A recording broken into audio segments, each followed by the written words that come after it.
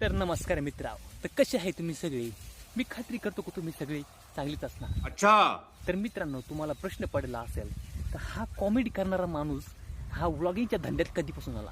तर कहाणी आहे मित्रांनो 8-10 दिवसांची. तर आपल्याला फ्लॅशबॅकमध्ये जायला लावलं.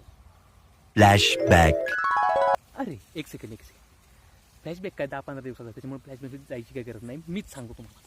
तर मित्रांनो, तर काही 10 दिवसांनी अगोदर मी नाशिकला गेलो. तर नाशिकमध्ये काहीतरी काम होतं माझं, त्याच्यामुळं ते कामात असताना माझा मोबाईल चोरीला गेला.